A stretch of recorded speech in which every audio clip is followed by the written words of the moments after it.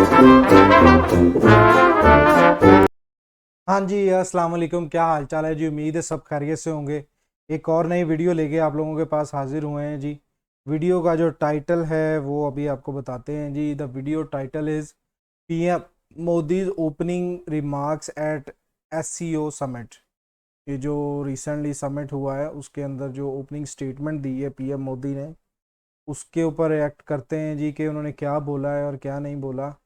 तो ज़्यादा टाइम ना वेस्ट करते हुए पहले वीडियो स्टार्ट करते हैं, फिर उसके बाद इस पर बात करते हैं। उससे पहले आप लोगों से रिक्वेस्ट है, काइंडली चैनल सब्सक्राइब कर दिया करें, तो ताकि मैं इस तरह की अच्छी अच्छी वीडियोस आप लोगों के पास लेके आता रहूं। चलें पहले वीडियो स्टार्ट करते हैं, फिर उसके बाद इस पर बात करते हैं, ठीक है।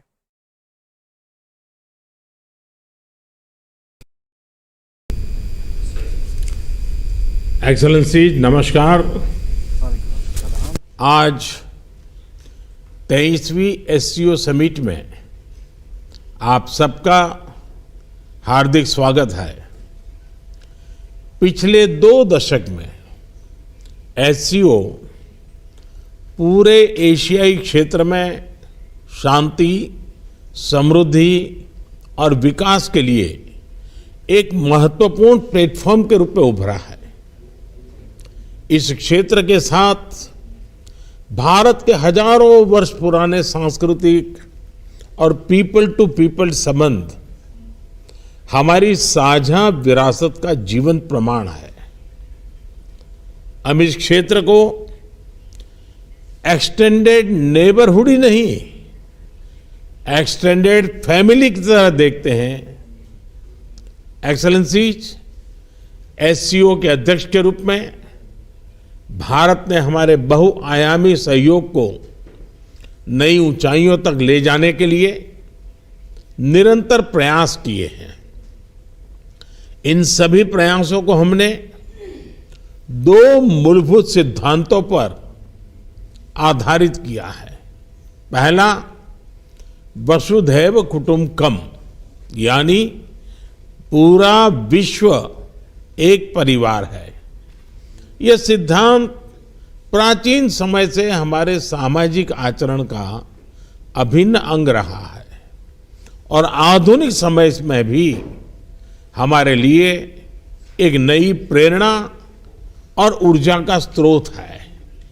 और दूसरा, सिक्योर, यानी security, economic development, connectivity, unity, respect for sovereignty and and territorial integrity and environmental protection, यह हमारी अध्यक्षता का थीम और हमारे एससीओ के विजन का प्रतिबिंब है। भारत ने इस दृष्टिकोण के साथ एससीओ में सहयोग के 5 नए स्तंभ बनाए हैं। Startups and innovation, traditional medicine, youth empowerment, digital inclusion तथा shared Buddhist heritage. Excellencies, Bharat ने एससीओ की अपनी अध्यक्षता के अंतर्गत 140 से अधिक कार्यक्रमों और सम्मेलनों और बैठकों की मेजबानी की। हमने एससीओ के सभी ऑब्जर्वर्स और डायलॉग पार्टनर्स को 14 विभिन्न कार्यक्रमों में शामिल किया है। एससीओ की 14 मंत्री स्तर की बैठकों में हमने मिलकर कई महत्वपूर्ण दस्तावेज तैयार किए हैं। इनसे हम अपने सहयोग में नए और आधुनिक आयाम जोड़ रहे हैं, जैसे ऊर्जा क्षेत्र में इमर्जिंग फ्यूल्स पर सहयोग, ट्रांसपोर्ट के क्षेत्र में डीकार्बनाइजेशन और डिजिटल ट्रांसफॉर्मेशन में सहयोग, डिजिटल पब्लिक इंफ्रास्ट्रक्चर के क्षेत्र में सहयोग। भारत का प्रयास रहा है कि एससीओ में सहयोग केवल सरकारों तक सीमित न रहे, लोगों के बीच संपर्क और गहरा करने के लिए भारत की अध्यक्षता में नई पहलें ली गई हैं। पहली बार SCO millet food festival, film festival, SCO Surajkund craft mela, think tank conference, international conference on shared Buddhist heritage का आयोजन किया गया। एससीओ की पहली पर्यटन एवं सांस्कृतिक राजधानी इटर्नल सिटी वाराणसी अलग अलग कार्यक्रमों के लिए आकर्षण का केंद्र बनी। एससीओ देशों के युवाओं की ऊर्जा और प्रतिभा को सार्थक करने के लिए हमने young scientist conclave, young authors conclave, young resident scholars program, startup forum, youth council जैसे नए फोरम्स का आयोजन किया। एक्सेलेंसीज, वर्तमान समय में वैश्विक स्थिति एक महत्वपूर्ण पड़ाव पर है। विवादों, तनावों और महामारी से घिरे विश्व में फूड, फ्यूल और फर्टिलाइजर क्राइसिस सभी देशों के लिए एक बड़ी चुनौती है। हमें मिलकर यह विचार करना चाहिए कि क्या हम एक संगठन के रूप में हमारे लोगों की अपेक्षाओं और आकांक्षाओं को पूरा करने में समर्थ हैं? क्या हम आधुनिक चुनौतियों का सामना करने में सक्षम हैं? क्या एससीओ एक ऐसा संगठन बन रहा है जो भविष्य के लिए पूरी तरह से तैयार हो? इस विषय में भारत एससीओ में सुधार और आधुनिकीकरण के प्रस्ताव का समर्थन करता है। एससीओ के अंतर्गत भाषा संबंधी बाधाओं को हटाने के लिए हमें भारत के AI based language platform Bhashini को सभी के साथ साझा करने में खुशी होगी। यह digital technology for inclusive growth का एक उदाहरण बन सकता है। यूएन सहित अन्य वैश्विक संस्थानों में भी सुधार के लिए एससीओ एक महत्वपूर्ण आवाज बन सकता है। मुझे खुशी है कि आज ईरान एससीओ परिवार में एक नए सदस्य के रूप में जुड़ने जा रहा है। इसके लिए मैं राष्ट्रपति राइसी और ईरान के लोगों को बहुत बहुत शुभकामनाएं देता हूं। साथ ही हम बेलारूस की एससीओ सदस्यता के लिए मेमोरेंडम ऑफ ऑब्लिगेशन पर हस्ताक्षर करने का स्वागत करते हैं। आज एससीओ से जुड़ने में अन्य देशों की रुचि इस ऑर्गेनाइजेशन के महत्व का प्रमाण है। इस प्रक्रिया में यह आवश्यक है कि एससीओ का मूल फोकस मध्य एशियाई देशों के हितों और आकांक्षाओं पर केंद्रित रहे। एक्सेलेंसी, आतंकवाद क्षेत्रीय एवं वैश्विक शांति के लिए प्रमुख खतरा बना हुआ है। हम चुनौती से निपटने के लिए निर्णायक कार्रवाई आवश्यक है। आतंकवाद चाहे किसी भी रूप में हो, किसी भी अभिव्यक्ति में हो, हमें इसके विरुद्ध मिलकर लड़ाई करनी होगी। कुछ देश क्रॉस बॉर्डर टेररिज्म को अपनी नीतियों के इंस्ट्रूमेंट के रूप में इस्तेमाल करते हैं, आतंकवादियों को पनाह देते हैं। एससीओ को ऐसे देशों की आलोचना में कोई संकोच नहीं करना चाहिए। ऐसे गंभीर विषय पर दोहरे मापदंड के लिए कोई स्थान नहीं होना चाहिए। टेरर फाइनेंसिंग से निपटने के लिए हमें भी आपसी सहयोग बढ़ाना चाहिए। इसमें एससीओ के रेट्स मैकेनिज्म की महत्वपूर्ण भूमिका रही है। हमारे देशों के युवाओं के बीच रेडिकलाइजेशन के फैलावे को रोकने के लिए भी हमें और सक्रिय रूप से कदम उठाने चाहिए। रेडिकलाइजेशन के विषय में आज जारी की जा रही ज्वाइंट स्टेटमेंट हमारी साझा प्रतिबद्धता का प्रतीक है।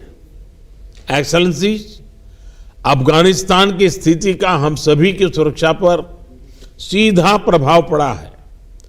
अफगानिस्तान को लेकर भारत की चिंताएं और अपेक्षाएं एससीओ के अधिकांश देशों के समान है। हमें अफगानिस्तान के लोगों के कल्याण के लिए मिलकर प्रयास करने होंगे।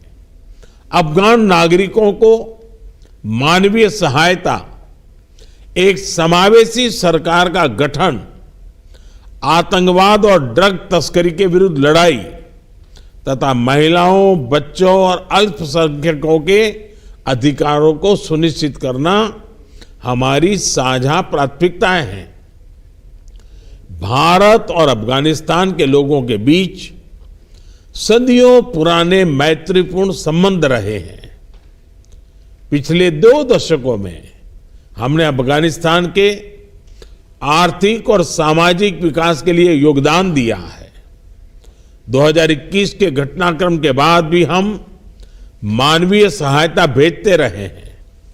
यह आवश्यक है कि अफगानिस्तान की भूमि पड़ोसी देशों में अस्थिरता फैलाने या एक्सट्रीमिस्ट विचारधाराओं को प्रोत्साहित करने के लिए उपयोग न की जाए।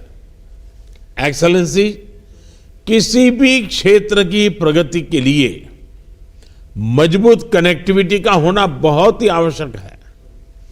बेहतर कनेक्टिविटी आपसी व्यापार ही नहीं, आपसी विश्वास भी बढ़ाती है।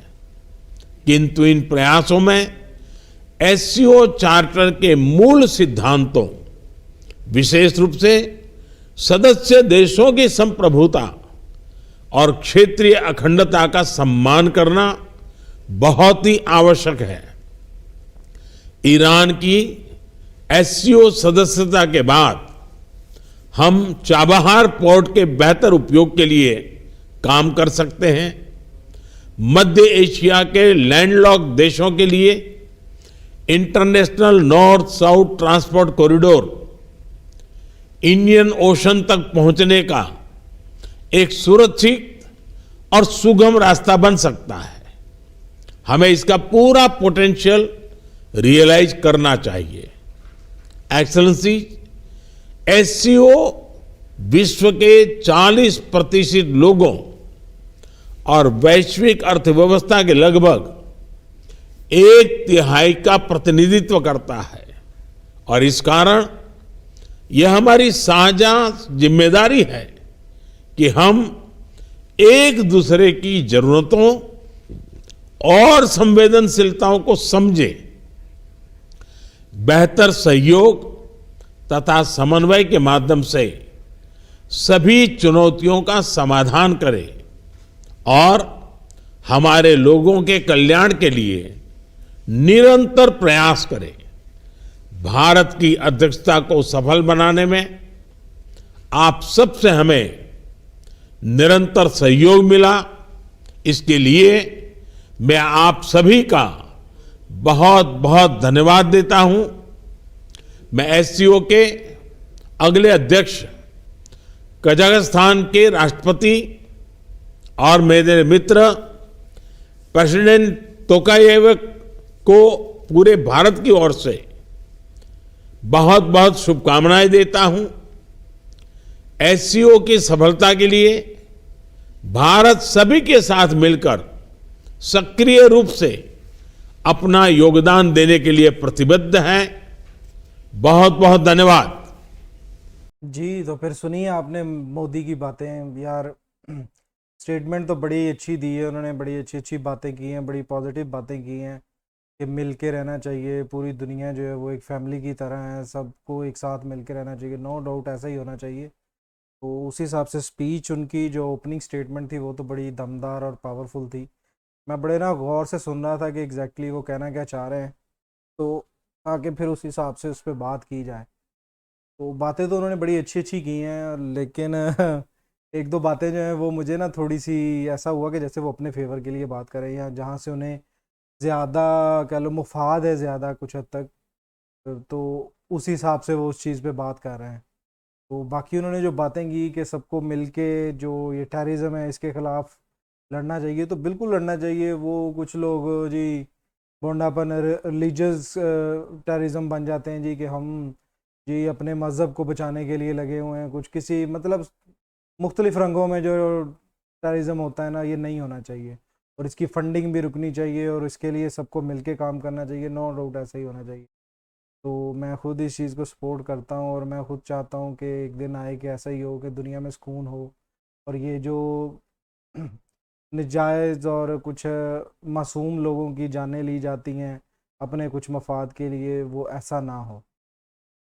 लेकिन जब उन्होंने बात की ना, ईरान को वेलकम किया, अच्छी बात है, ईरान हमारा भी नेबर है, उसे वेलकम किया। लेकिन जब उन्होंने वेलकम किया ना, तो मेरा ना सीधी सुई वहीं पे पहुंची, और उन्होंने बात कर भी दी उस पर, वो जो चाबहार बॉर्डर है कि जहाँ पे सी पैक बन रहा है, जो पाकिस्तान के अंदर जो गवादर है उसको डेवलप किया जा रहा है, बेसिकली चाइना के सपोर्ट के साथ उसे डेवलप किया जा रहा है, ताकि ऊपर वाली कंट्रीज़ जो हैं स्पेशली रशिया और जो दूसरी कंट्रीज़ हैं वो इजीली गर्म पानी तक पहुंच सकें, इंडियन ओशन तक पहुंच सकें।